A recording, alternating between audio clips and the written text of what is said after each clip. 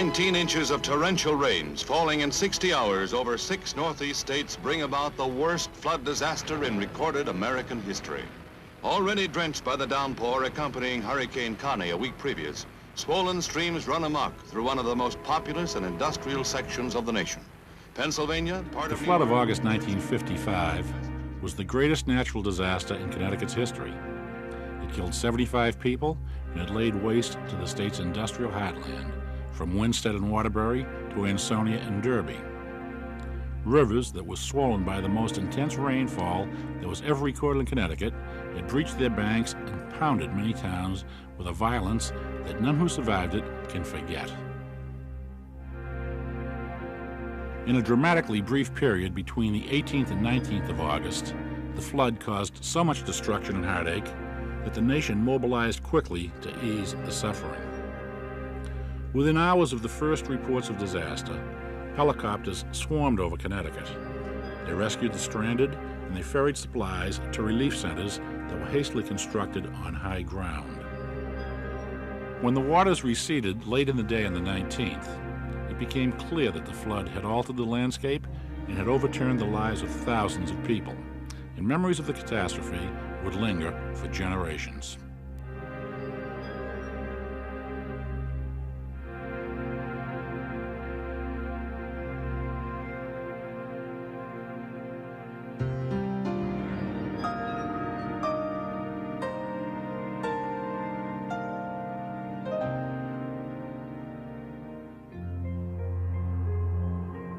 Over the first half of the 20th century, as industry and population grew, floods swept through Connecticut's river valleys with increasing damage. In March 1936, abnormally heavy spring rainfall combined with fast-melting snow produced spectacular floods that inundated Hartford and other towns on the Connecticut River. The flood killed 3 people and it left 14,000 homeless, and it spurred calls for flood control projects to protect the homes, the industry, and businesses. 2 years later, the Great Hurricane of 1938 pummeled the shoreline, and then it pushed inland, killing 55 in all. The damage sparked the construction of dikes in the Connecticut River near Hartford. However, plans for other controls gathered dust as the Second World War and local distrust of the federal government stalled those proposed projects.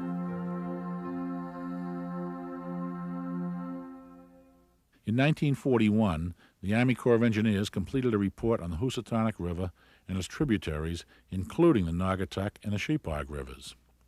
The Corps urged Congress to approve construction of a dam and reservoir on the Naugatuck River in Thomaston to protect the heavily industrialized valley downriver.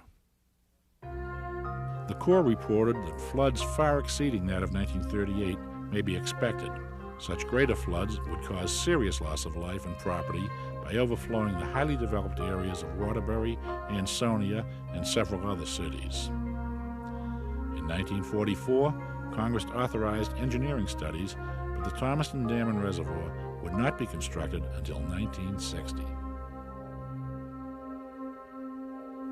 Between the turn of the century and the 1950s, towns in the valley had been transformed from isolated New England mill villages into integrated industrial powerhouses. The valley bashed metal, it bent copper, and it molded rubber in 3 shifts a day. By the 1950s, more than 200,000 people filled the narrow belt that stretched from Winsted in the north to Ansonia in the south. Waterbury became its center, and streets with names such as Main and Church were the focal points of each town. Naugatuck was a pretty active town in those days because we had the Union Oil. At that time it was the United States Rubber Company, and they employed about 7,000 people in town. The town itself was very active. Winsted was a small New England manufacturing town with a main street of about a mile or a mile and a quarter that had buildings on both sides, a narrow main street. You had byplay between businesses across the street. You couldn't move the traffic downtown in Winsted on a Friday night and a Saturday. I worked for the First National store through high school, and our big night was Friday night, and Saturday was busy until 3 o'clock in the afternoon. There was shopping, visiting back and forth, and the popular thing was to go downtown and shop in downtown Winsted in the center of town. And people, you they'd crowd together to be walking. The sidewalk would be crowded with people. The stores would be crowded with people on Friday nights. The summer of 1955 had been dry and unseasonably warm through July and into early August. But on August 12th and 13th, the eastern edge of Hurricane Connie dumped torrential rains on New England. It saturated the ground and filled the beds of small streams that ran from the forested hills and fed the major rivers. Less than a week later, another hurricane, Diane, moved northward across the Middle Atlantic states. Over New Jersey, the storm turned more easterly and headed slowly across the tip of Long Island. For 12 hours, the hurricane grazed the coast as it headed out to the North Atlantic. But the northern wing stretched out over the hills of northern Connecticut and southern Massachusetts. Sheets of rain began covering Connecticut on the 17th and persisted into the next day. I know something was wrong because it never rained that hard. It would rain, it's never rained that hard. The rain just came down in torrents all night long. I couldn't sleep. The rain was so noisy. It was just pounding all night long. In Waterbury on the 18th, hundreds of people gathered downtown to take part in ceremonies honoring the famous actress Rosalind Russell, who was visiting her hometown for the premiere of the movie The Girl Rush. There were major events. There was a parade. There was a handing over the key to the city by the mayor and that sort of thing. And then at night at the State Theater was the premiere. And it rained all day long. None of the events were washed out, but they were pretty wet. And I remember ducking into City Hall after coming across the street, and it was just a downpour all day long. In a rainy but enthusiastic setting, Rosalind Russell comes back to the town where she was born, Waterbury, Connecticut. Arriving at City Hall with her husband, producer Fred Brisson, she is greeted by crowds hailing the hometown girl who made good on stage and screen. Joining Miss Russell are Mayor Raymond E. Snyder of Waterbury and Gloria DeHaven, who is her co-star in her latest hit, The Girl Rush, which is to have a local world premiere.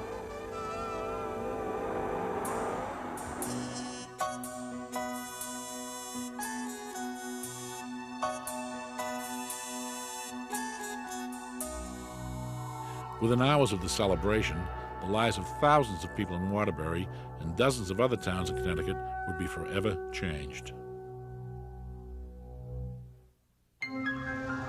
By midnight on August 18th, the accumulated rainfall had reached 14 inches in the northwestern hills.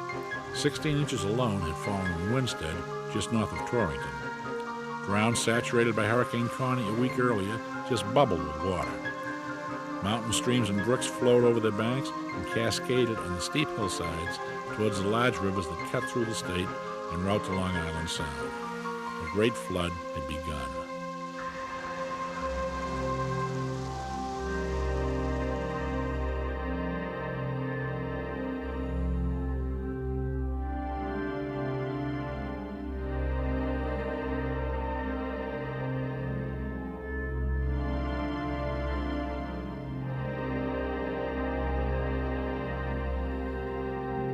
I should have been in New Hampshire that particular week at the University of New Hampshire Summer Youth Music School, and there'd been a outburst of infantile paralysis, so they'd postponed it. So I was home to receive the flood in my front yard. Well, having lived in the Brooklyn section of Waterbury years prior, every year the river came up and flooded the house, the basement, just a little bit. So there was really no concern. We had no need to leave the house because of what we had remembered, prior to it. But it was a Connecticut Light and Power truck going up and down the street, a huge truck with a loudspeaker asking everybody to evacuate because the river was rising. We were concerned. We'd already had a foretaste of this when we got up because my wife, who cooks with gas, noticed that the gas stove acted very odd. Instead of having blue flames, as burners usually do, they were yellow. And then we heard from her mother that over the radio it was said that you should not use your gas stove, shut it off. The mains had been broken. Torrington, where the east and west branches of the Naugatuck River converge, absorbed the first blow from the flood. Mayor William Carroll telephoned the governor, Abraham Ribicoff, shortly after midnight and said that the city was in serious trouble. The governor mobilized the National Guard and told Mayor Carroll that he would rush to Torrington from Hartford. The governor never made it. All roads near the city were washed out. It was just flowing down Main Street here. The water was deep, and there were articles that were floating along, and you could see car tops here and there, and it was just a mess at that time. It was just a terrible thing.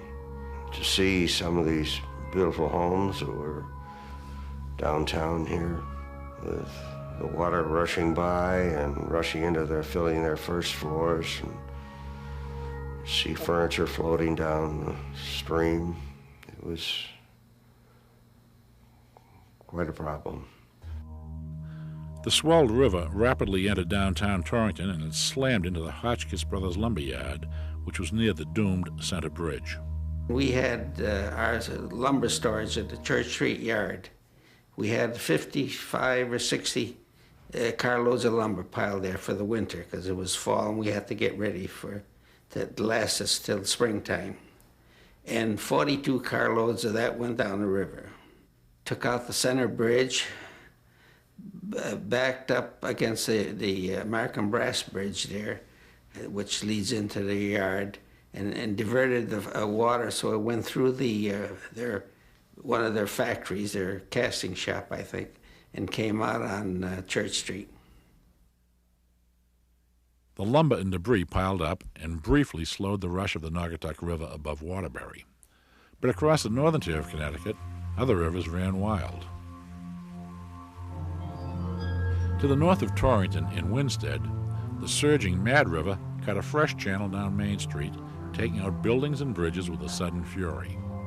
The power went out, telephones didn't work, and dozens were left stranded in the dark as the water scored away at the foundations of their homes.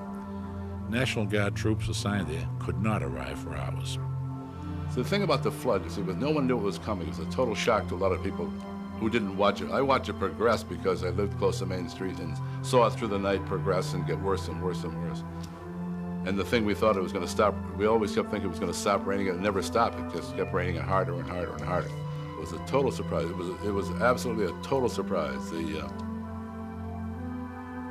What I was amazed myself that Highland Lake overflowed. Highland Lake overflowed and devastated the west end of town, including the house the factory behind the house I lived in.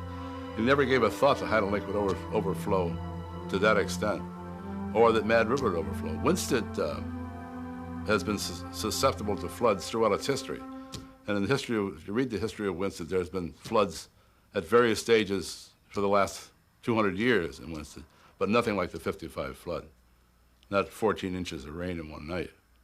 One of the first things that happened, there were 2 or 3 of us that started down Main Street when we began to see this, something wrong. There's something wrong here, that this water keeps rising. Between where we are now and going down Main Street for a quarter of a mile, we tried to get people to leave their homes, and they just would not leave. I guess it goes back to the old idea, your home is the safest place to be. Years later, Sergeant Gableman of the police department told me that the night of the flood, he was in the police department, which was pretty well flooded itself. And he said a young man, early at night, he said a young man stopped by in a pickup truck from out of state. He said to me, Main Street's flooding. He says, can I help you do anything? He said to him,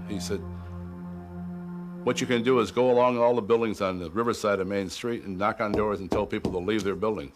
So he said, okay, I will. And he went out, and they found his body a couple of days later in the Connecticut Light and Power lot just below the center of town. State Trooper Dick Chapman and his radio car provided the only link to the outside for hours as downtown Winsted dissolved. The big problem was that, the towns were completely cut off from this storm. People from Colebrook couldn't get down into town. People from New Hartford and Barkhamsted couldn't get into Winsted. To try and get from Torrington to Winsted, you could use that Greenwoods Road I used, although it was a couple of the small low-lying bridges had been washed out. and it was passable. And that became like the Burma Road. I mean, you could all emergency vehicles and stuff that eventually ran there used that road to communicate between Torrington and Winsted. The center of Winsted was just gutted out about 10 or 15 feet deep. All the utilities were gone. You know, the sewer lines, the water lines, the phone lines, and any gas lines, all just completely gutted. Plus all the stores that got washed away. We found some brand new Buicks in Walker Field, which had tumbled down from a dealership on the south side of the road. We found a couple of bodies also, which were dispatched properly.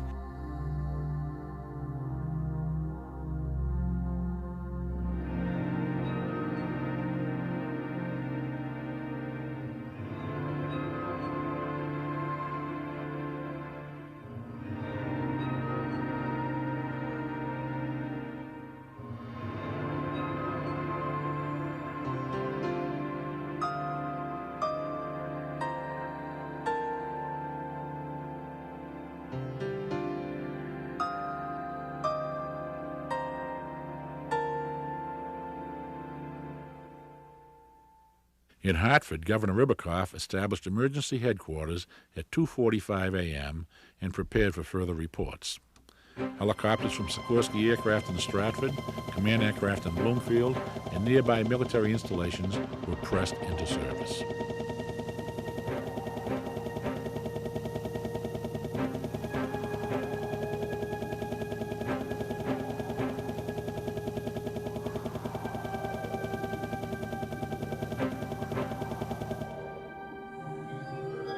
As dawn broke on the 19th of August, the situation had worsened considerably, and the tragic dimensions of what had happened overnight unfolded in villages such as Washington Depot and Unionville.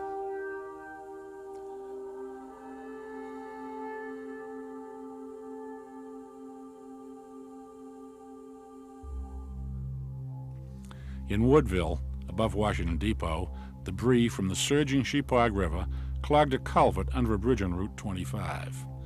The water accumulated behind the culvert and spread over homes in the area. The water rose up to within 2 bricks of the top of our house. Our major concern was to get our animals out. At the time we had sheep. We broke the fence open so that the sheep could go to higher ground on their own. We managed to get all our dogs out and our cats.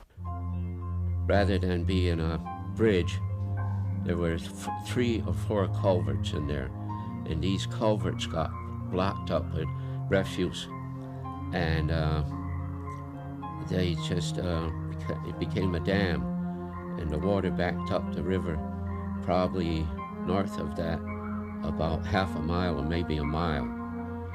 And then at 7 o'clock in the morning, 2 trailer trucks came down 202 from Montom, and they crossed over this flooded area, and they no sooner got across than this whole thing just burst, and it came down through the valley and just scoured the valley out. A wall of water poured from the broken culvert and headed rapidly towards Washington Depot and its cluster of homes and buildings.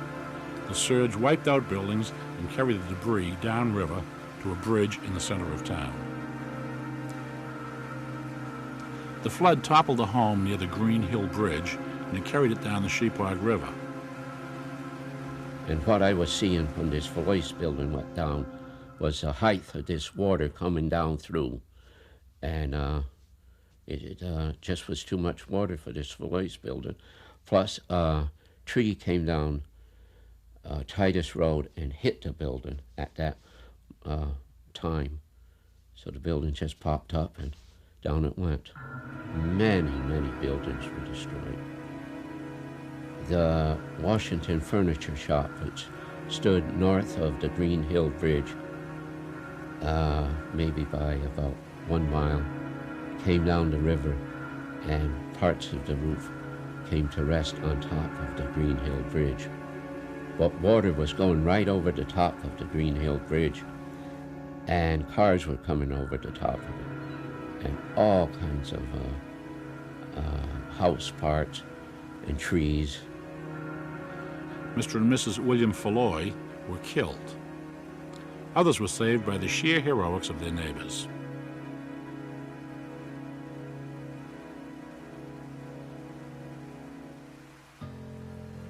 To the east, in Unionville, New Hartford, and Collinsville, the Farmington River struck with a fury that underscored the nickname of a bend in it, Satan's Kingdom.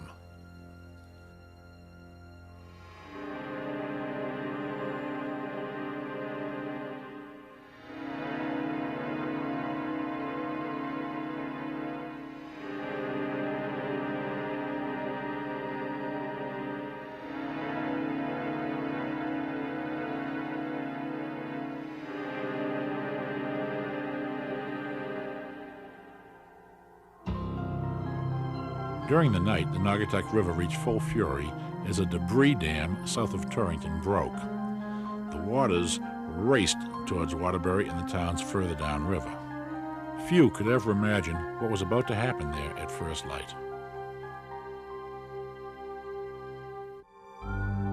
Tons of debris and mud accumulated by the Naugatuck River in Torrington and Thomaston bore down on Waterbury and its tightly packed homes and factories. Residents were unprepared for the onslaught that came in the pre-dawn darkness. We'd heard, obviously, the forecasts of heavy rain. We knew that there had been rain the weekend before, and realized later, thinking back about it, that the ground was saturated and there was a lot of runoff. We didn't have any indication that it was coming. We knew that we were getting the after effects of a hurricane and all of that, but nothing of this magnitude. In the Brooklyn section of Waterbury, the river swirled through darkened basements and threatened to carry homes and the people with them further downriver, towards Union City and Naugatuck. Victoria Duncan felt the water rise in her bed as she tried to sleep, even as the world around her was collapsing. We had to sleep on like a bed couch, which was on the floor. And so Mom was going out that night. She had a babysitter with us.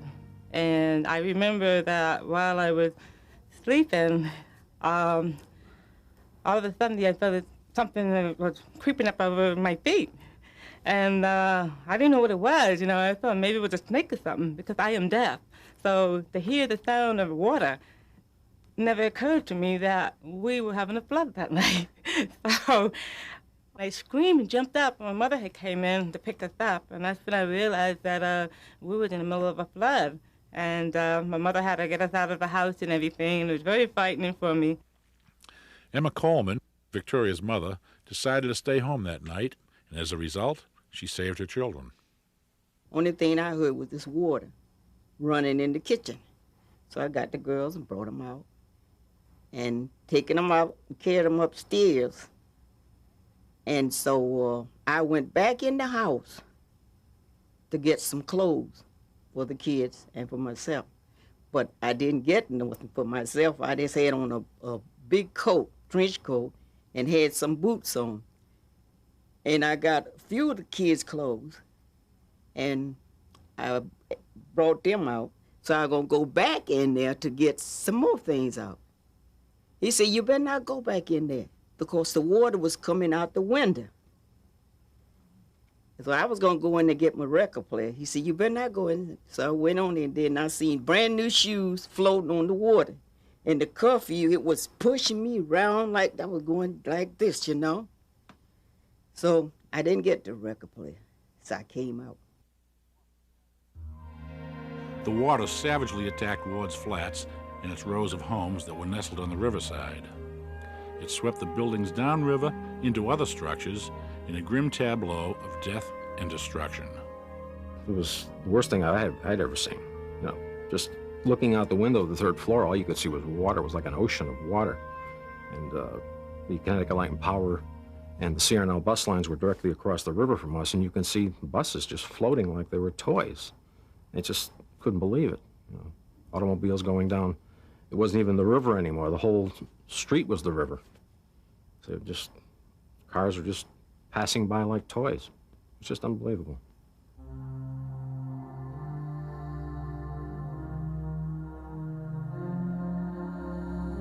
Police, firefighters, volunteers, and neighbors risked their lives in Ward's Flats, Brooklyn, and other sections of Waterbury, trying to save people that were trapped in their homes as the debris-filled water relentlessly passed at speeds that hit 50 miles an hour.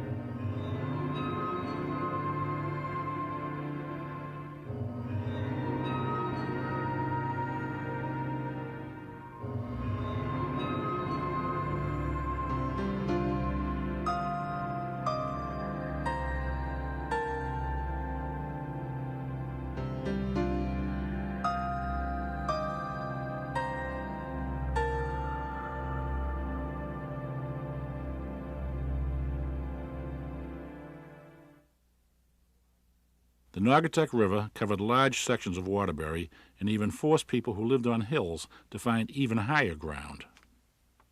Our house, it stayed. It didn't move off the foundation. There were 2 houses up. The water had been swirling and it was undermining the foundation, and this was what created the concern to get out of the house. We thought if the foundation were eaten away by the water, it would rise and hit the house next door, which in turn would hit ours. So they decided to get us out of there very quickly, seeing what was happening. And we stood about halfway up the West Main Street hill. We call it West Side Hill. Stood about halfway up with water lapping at our feet halfway up the hill, watching a freight car, railroad freight car, swirl around in a whirlpool of water over top of the bridge that I'd come across the night before on the bus. By 8 a.m. on the 19th, Waterbury was in trouble. Mayor Snyder frantically called Governor Ribicoff and asked for help of any kind. Military helicopters began flying in at first light, and they swarmed to Waterbury to rescue the stranded.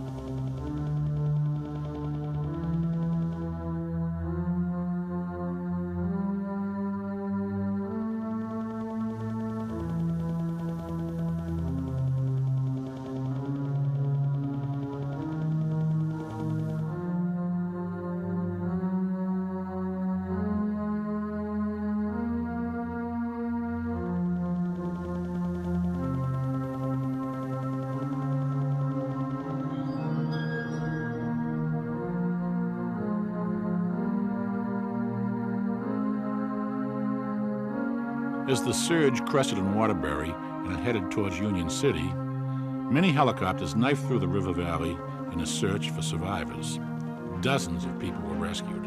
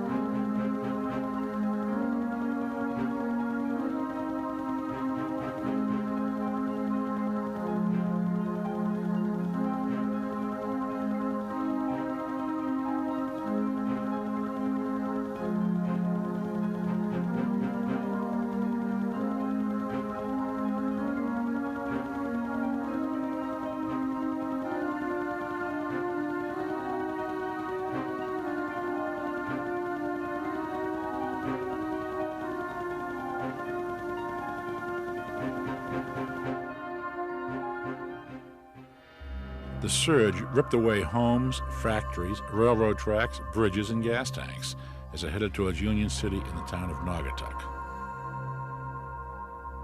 It was just unbelievable to see the number of buildings that were destroyed, the major destruction to railroads and roads and bridges. It was just was nothing that any of us, especially at my age, had ever either experienced or anticipated. It was like looking at the result of a war, a bombing. We were much better off in the upper end of Waterbury instead of the lower end, because we did, lose a lot of friends down in the Brooklyn section and everything else, when the houses were swept away by the water. But we just happened to be luckier than most, I guess.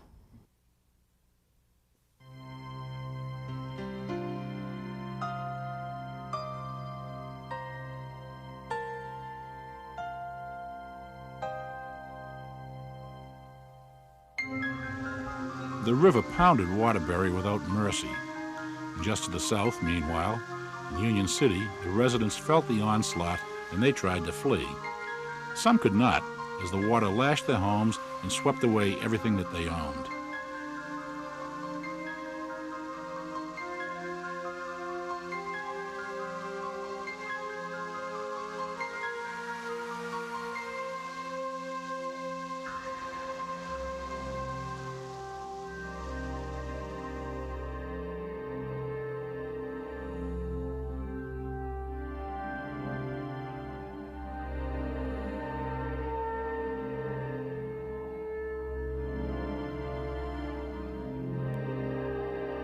Joni Seastrand and her mother both desperately clung to furniture as their home began to move downriver. A helicopter came like midday and tried to rescue us and everything, and I just bolted away from my mother. I just wouldn't go. And then the house collapsed. It got hit by the block up the street from us. Their porch came off from the oil tanks up near Arlen's at the time, and a boxcar. And it came and it took our house right off its foundation, and we floated down the river and hung onto an apple tree. A helicopter there tried making an attempt again, and I still refused to go, and causing my mother to break her wrist with a bureau crashing onto it. And then the guy just couldn't stay. He had too many other people in the area to help. And then 2 o'clock in the afternoon, the Coast Guard, Sikorsky Coast Guard, came with a yellow helicopter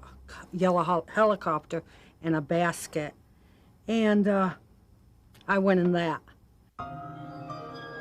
Just below Union City, the town of Naugatuck braced for high water and the debris that it carried. Word had already reached the town that gas tanks dislodged in Waterbury were headed for Naugatuck and its 2 main bridges.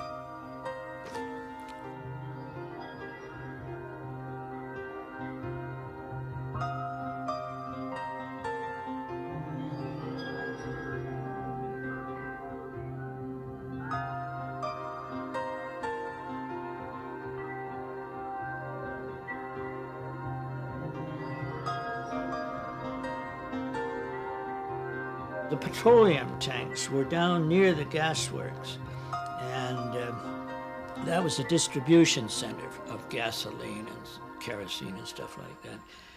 And eventually they became dislodged from the water force in Waterbury.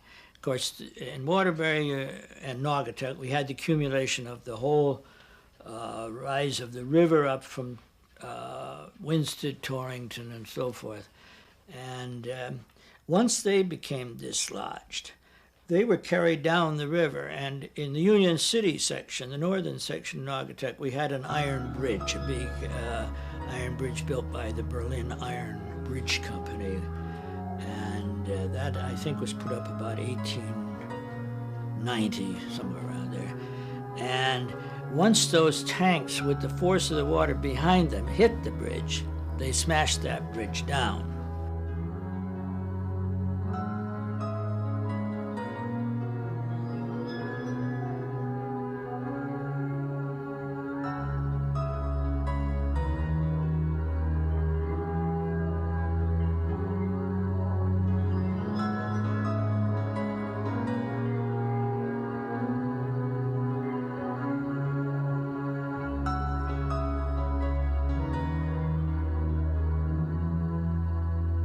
Town residents who had earlier had a chance to leave now found that they could not evacuate as the river raced around them.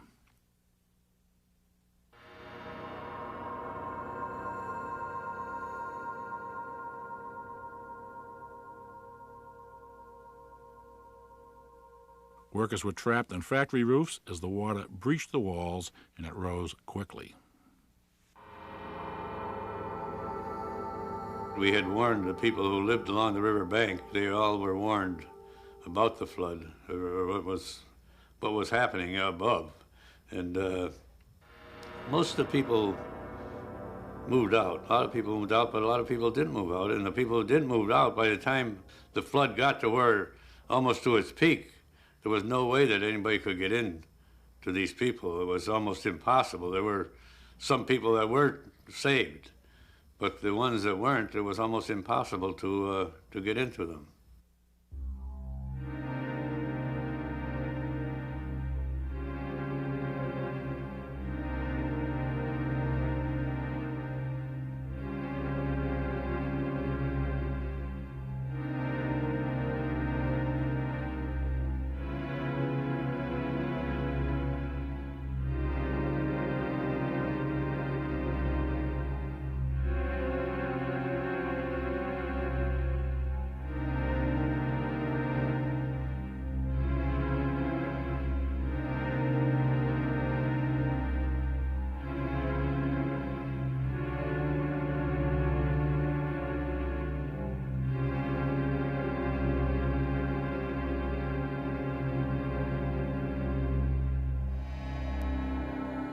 The destruction upriver soon repeated itself in Ansonia.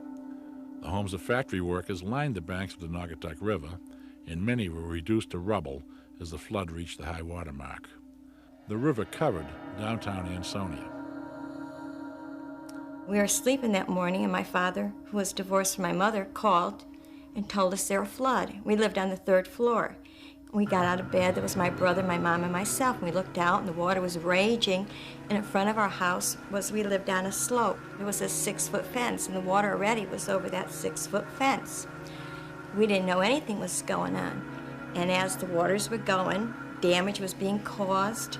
Cars were floating down. No drivers had uplifted the cars, and the cars were floating down in all the debris. And there was 2 very nice furniture stores. One was Spector's and one was Pearson's, very expensive furniture stores. And we were low-income people. We didn't have a lot of money and nice things. And the windows broke. And as the furniture was coming out of the windows, all the people were pulling it in with poles, pulling furniture into their homes.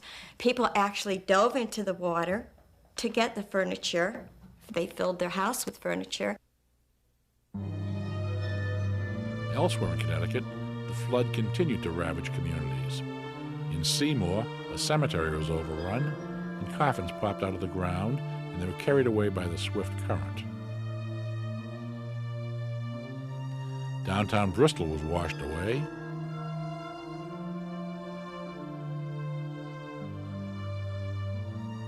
And in Putnam, the Quinnebog River smashed into a magnesium factory, ignited a fire just before dawn, and that fire burnt for hours.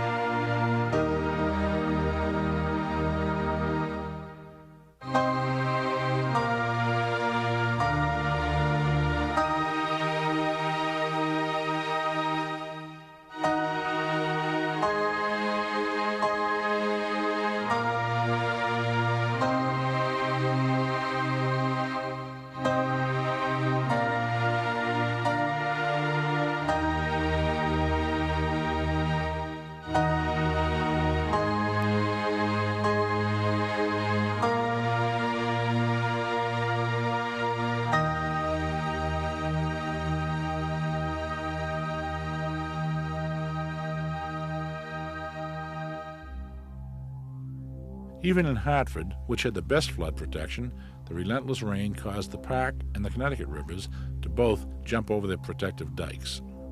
Dozens of people were left trapped in their homes.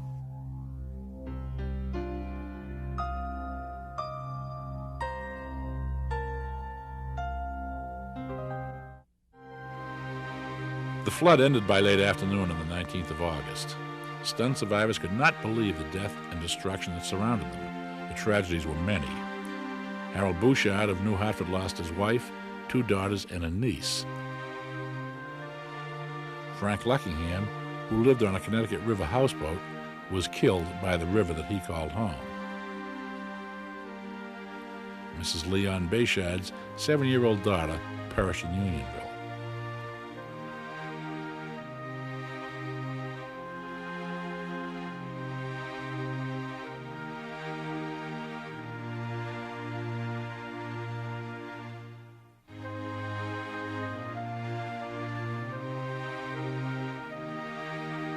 Survivors were left stunned and sobbing at the wreckage.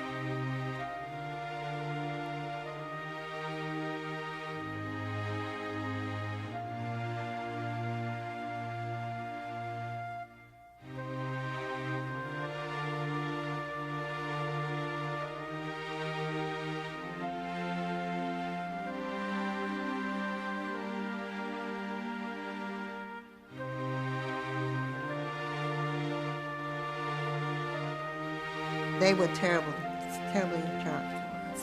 So many people were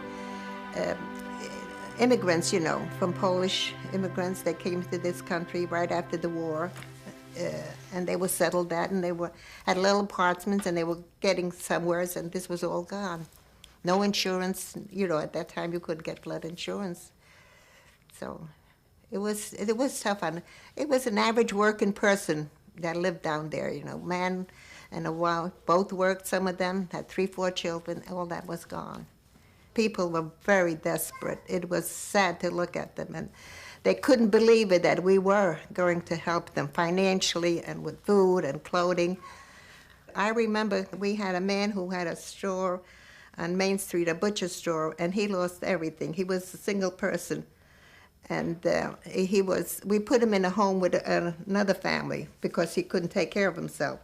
He was about 60 years old, and he was so desperate that they couldn't control him there. So my pastor and I decided to take him to where the doctor said that he has to be put away. So we were driving him up to Newtown. That was a home for mental people. And he opened the car, and he almost jumped out. If it wasn't for me, he would have killed himself. And these were so many cases where people were desperate, very desperate.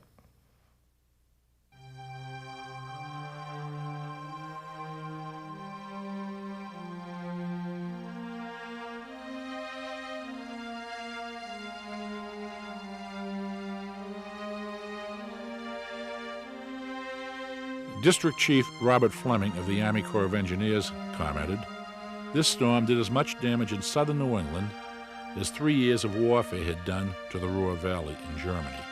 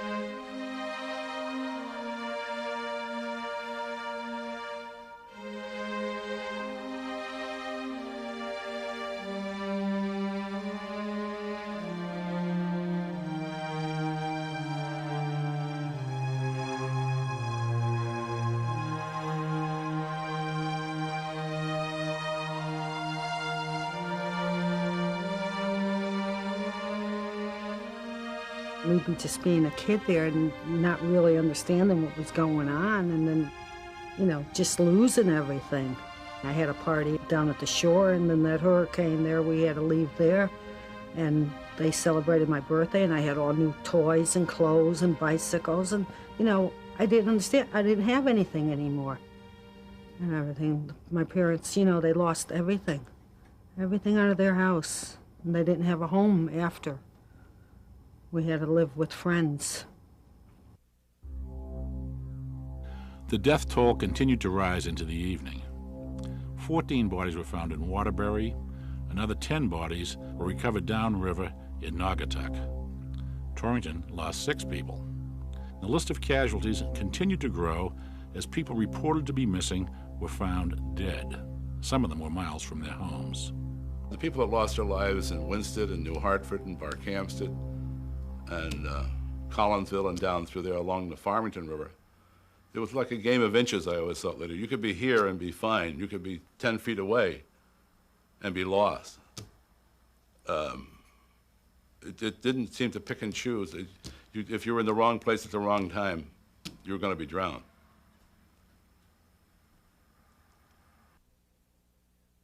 The relief effort began as soon as the rivers receded into their normal channels. Thousands of people who lost their homes filled school gymnasiums, auditoriums, and churches. Over 5,000 of the injured filled hospital beds.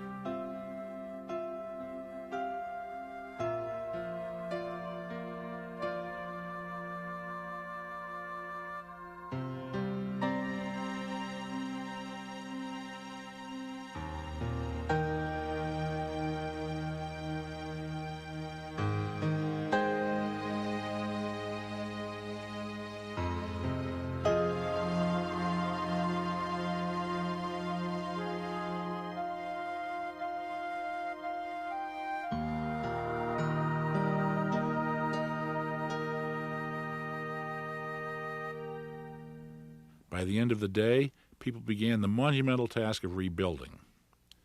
National Guard units patrolled towns to stop looting. The American Red Cross established relief centers wherever they were needed. And typhoid medicines, food, water, and other supplies were ferried by helicopters from town to town. The outpouring of support was enormous. This radio people came into City Hall and they wanted somebody to talk a couple of minutes. And I was elected. So I did, and I got paid for it. $1 silver, which I contributed to the Red Cross, which was also working at City Hall. And a week or so afterwards, I got a telephone call from a woman in Ohio, wanted to know if their Rotary Club could do something for Torrington. I says, gee, I don't know. I says, maybe if they'd send a little clothing or something, some of the people might need it. Well, that was okay, but 2 or 3 weeks afterwards, 2 truckloads of clothing came into town for the Rotary Club to help out the people in Torrington. Within days of the flood, President Eisenhower flew over the area and later asked Congress for the largest federal flood relief program up to that time. Senator Prescott Bush visited areas leveled by the flood, and he was so moved he made sure that Congress passed several flood relief and control bills. Meanwhile, the Corps of Engineers moved tons of debris away from the rivers, and those mountains of debris were set afire. The fires burned for 24 hours a day for weeks after the devastation. Every night when they were taking down the buildings, they would take it all to their local dump, and the dump then was burning 24 hours a day. Well, they would really get it going at night, and each night a different fire company would go down and watch the dump because of the tremendous amount of flames that would, you know, and the heat. They didn't want it to get away. And of course, people always brought their garbage there. Everything was there, and they were just burning wood and garbage and everything. And my entertainment at that time was to go down with my dad, and when his engine 1 was down there watching the place burn, and I would go down with a pellet gun, and we'd have the spotlight on the fire truck, and my hobby was to aim the spotlight and shoot rats. With the water mains cut, the gas lines severed, and bridges lying in ruin, survivors found that their lives had been turned upside down. The simple conveniences of modern life were gone, and some of them would not be available for many months.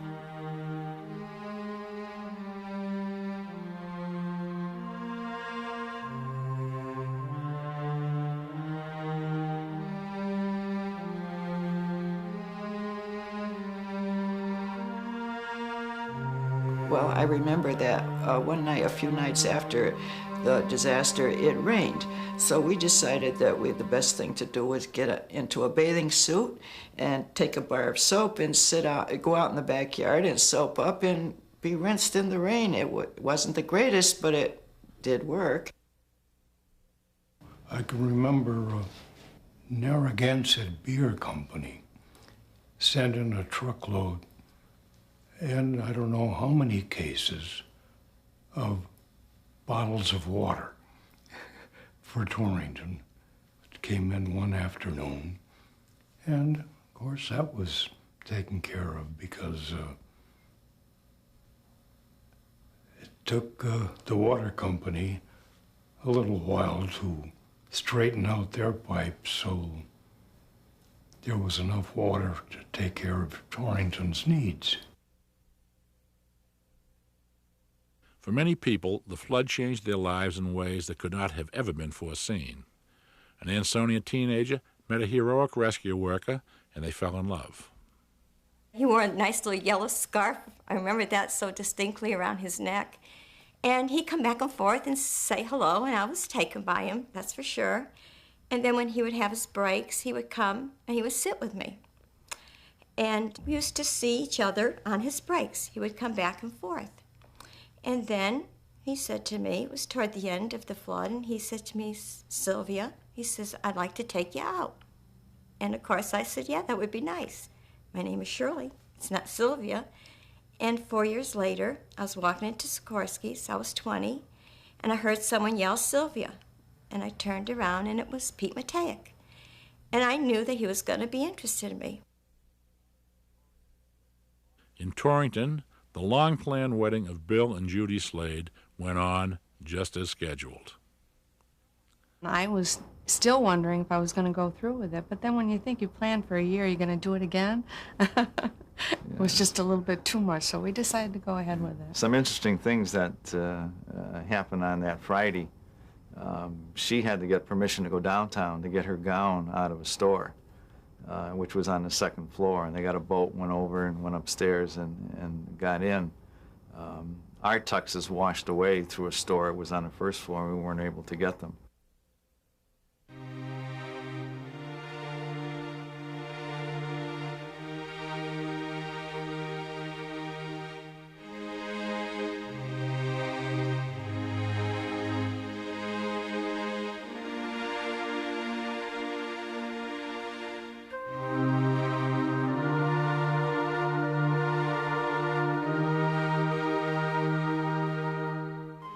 Survivors of the Great Flood of 1955 moved on with their lives and rebuilt entire communities.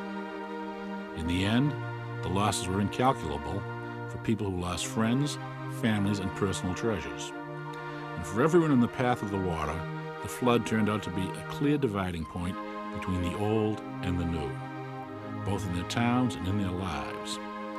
All who lived through the flood of '55 were never the same.